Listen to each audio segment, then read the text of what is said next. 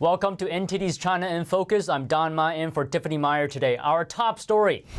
How much money does Beijing actually spend on its military? A new report reveals shocking estimates. The Biden administration is sending a new signal to American businesses not to operate in Xinjiang. That's amid Washington's efforts to press Beijing to stop human rights violations in the region. In Georgia, a bill banning Chinese agents from buying land has become law. A look at other states that have taken the same step and why. We cannot allow foreign adversaries to control something as critical to our survival. And a highway collapses in southern China, killing at least 24 people. What we know so far and footage of the harrowing moment.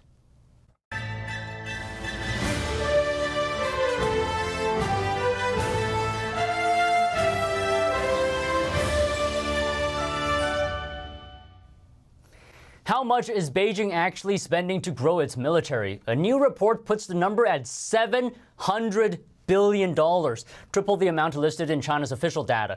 The amount is also almost on par with the U.S. defense budget. Here's more. The new report's conclusion is close to Senator Dan Sullivan's big review last year. He said intelligence officials said the real Chinese defense budget is close to about $700 billion. It's hard to estimate Beijing's true spending. Lack of transparency is a problem, but also because investments in the private sector could benefit China's military, such as AI and quantum computing. But these numbers are not listed in the official budget. Even based on official Chinese numbers, Beijing is already the world's second largest military spender, trailing right after the U.S. Zooming out, a look at China's military ambition. Beijing's strategy is to grow from a land power to a maritime power, eventually claiming control over both. The Chinese regime appointed a former Navy chief as its new defense minister. And they're showing that they're not just internally looking towards land warfare or warfare on their borders in ground operations, but they're actually looking globally. Beijing's goal is to break through a chain of islands from Japan to Malaysia. Called the First Island Chain, it blocks Beijing from projecting its military power into the Pacific and the globe. To break through, Beijing has been expanding its control in the South China Sea, turning disputed islands into footholds for military troops. Waters in the South China Sea are hotly contested, but it's more than a regional issue. The power balance there could affect the globe. 1/3 of global shipping passes through that area. Plus, peace in the region is backed by the U.S. and its allies, including the Philippines. Increasingly, it's being challenged by a more aggressive Beijing. In the waters, Chinese Coast Guard ships have rammed into Filipino boats, directed lasers at vessels, and fired water cannons at Filipino crew. And in the air, Chinese jets have had dangerously close encounters with U.S. aircraft, as many as 180 times in the past 2 years. The rising China threat has the country's Indo-Pacific neighbors on high alert.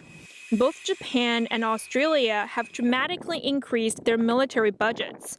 Tokyo on track to become the third largest military spender by 2027, while Australia is looking to double its warships in the coming decade.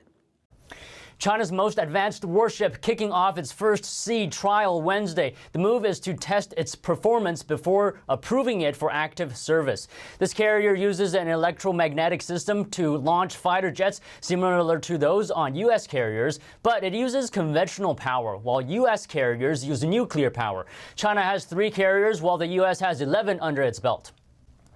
The Senate on Tuesday explored how Chinese money laundering organizations are profiting from fentanyl trafficking. But is the CCP involved in this business? NTD's Sam Wong has the story. $1 billion in annual revenue, driven by one of the deadliest narcotics in the world. On Tuesday, the Senate Caucus on International Narcotics Control delved into China's money laundering efforts in the fentanyl supply chain. Chinese money laundering organizations have gotten very good at shielding ill-gotten gains. These organizations launder cartel cash quicker and cheaper than competitors, often with a money-back guarantee. Of all drug overdoses in the U.S., fentanyl remains a primary perpetrator. A small amount that fits on the tip of a pencil is enough to be lethal. Fentanyl productions can be traced all the way back to mainland China, where most of the drug's precursor chemicals are made. Experts said combating the flow of fentanyl requires international efforts. Criminals based in the People's Republic of China have emerged as the professional money launderers of choice for Mexican drug traffickers seeking to move their funds around the world. But this is a global problem, and global problems require global solutions. According to a recent report by the House Select Committee on the CCP, fentanyl kills an average of more than 200 Americans per day, which leads to a record drop in life expectancies across the country. The report says the Chinese Communist Party has been directly subsidizing the production and exports of fentanyl precursors through tax rebates.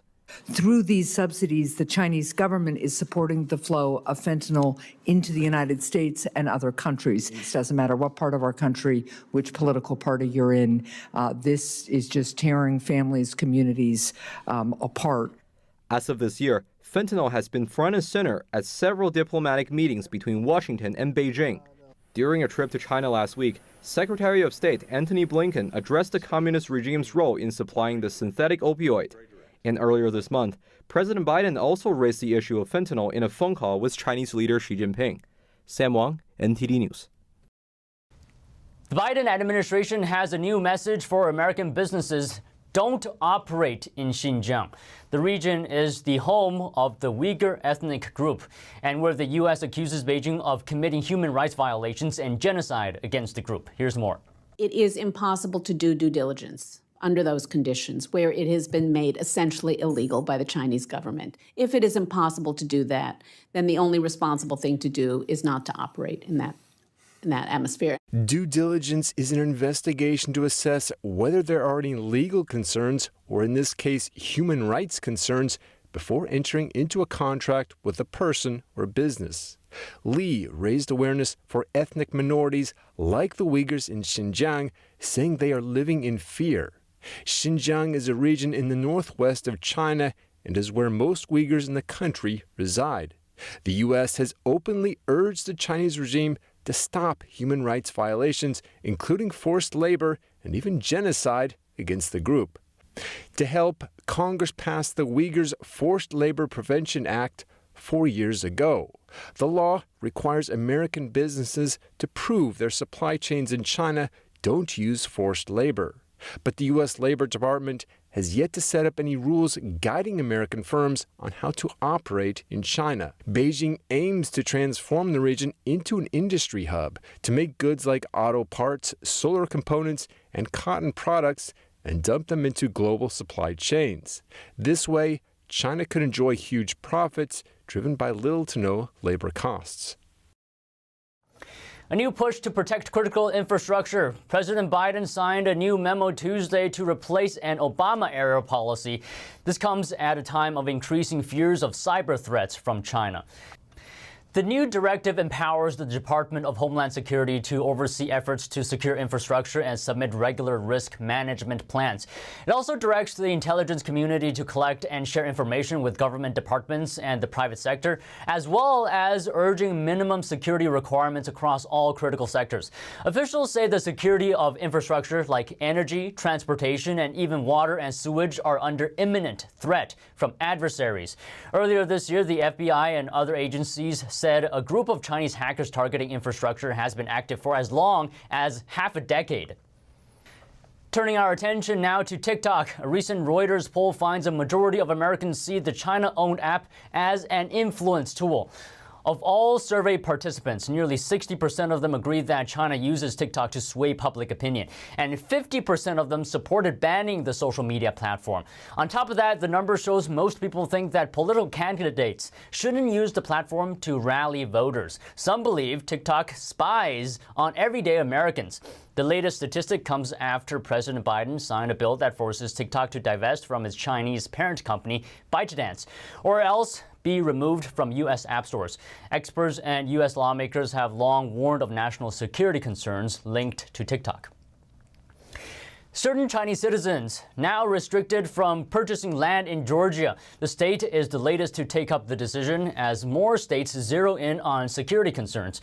Georgia Governor Brian Kemp signed a bill into law Tuesday targeting the issue. We cannot allow foreign adversaries to control something as critical to our survival as our food supply. And that's why I'm proud to sign this bill that will prohibit the ownership or acquisition of agriculture or non-residential land within a certain radius of a military location. The new act bans any agent of China from buying farmland in Georgia, plus any commercial land within 10 miles of any military bases. Agents of Cuba, Iran, North Korea, and Russia are also affected by the new law. Though the measure also targets these countries, much discussion among lawmakers at the state capitol focused on China. States including Florida, Alabama, Louisiana, and Arkansas have passed similar bans. The laws gained traction after U.S. fighter jets shot down a Chinese spy balloon last year.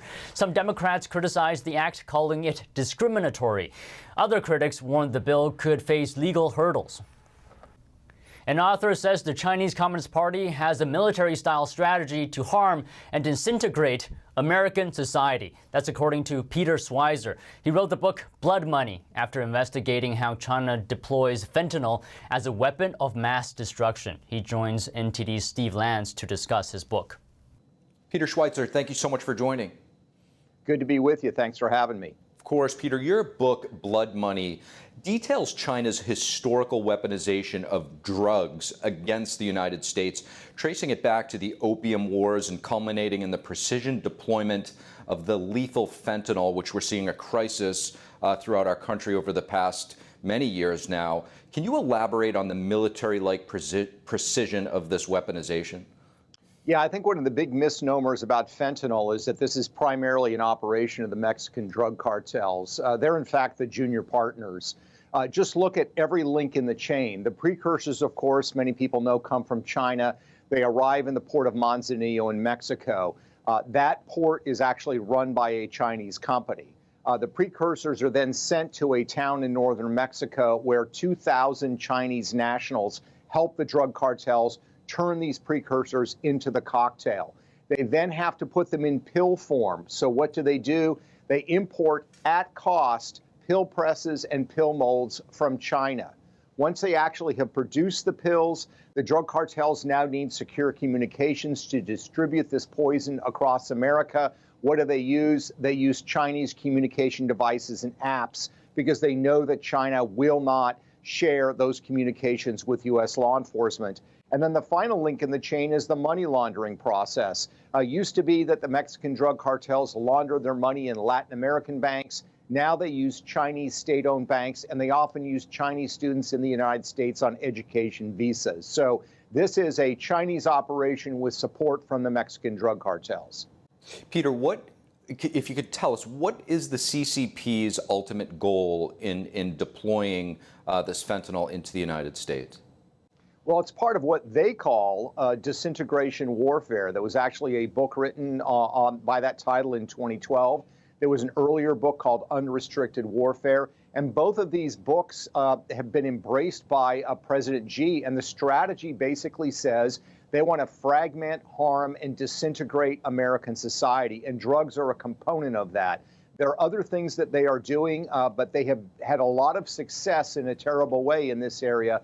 Because, of course, fentanyl is now the leading cause of death for people in America under the age of 45, and it's deployed as a sort of hidden weapon. The vast majority of the people that are dying of fentanyl poisoning don't even know they're taking fentanyl. They think they're taking a Vicodin or an Adderall. So this is a weapon that is really crippling American society and costing us some of our best and brightest. At least 24 people are dead after a section of a highway collapsed in southern China following weeks of heavy rain. Authorities say dozens more are injured. Early Wednesday morning, Beijing time, a section of a highway in South China collapsed without warning. Beijing has a history of covering up disaster data, so the death toll remains unverified. What do we know is that 24 vehicles went down with the highway, igniting explosions and fires. Videos from the site show the blackened remains of cars in flames and sending up heavy smoke. The incident happened in China's southern Guangzhou province, where it's been raining for nearly a month. The rainfall ramped up significantly in the past 2 weeks, along with flooding. It appears the saturated ground beneath the highway caved in on itself. And that's all for today's China in Focus on YouTube. We're now sharing a shortened version of our program here after being demonetized for 3 years. If you would like to support us, consider donating. Find us at donorbox.org/China-in-focus. Or subscribe to our partner platform, Epoch TV, where you can watch our full episodes. Just click the link down below. Here's what to look out for in our second half. Transferring military gear among the U.S., Australia, and Britain might soon get easier. We bring you the details of the new plan and what China has to do with it. Beijing vows to crack down any and all support for Taiwan's independence and echoes its threat to take control of the self-governed island. And threats posed by China to American critical networks becoming a reality. FBI Director Christopher Wray recently warned that risks are upon us now. Our guest breaks down just how serious this warning is. More on that after the break here on China in Focus. Thanks for watching China in Focus. I'm Don Ma. See you soon.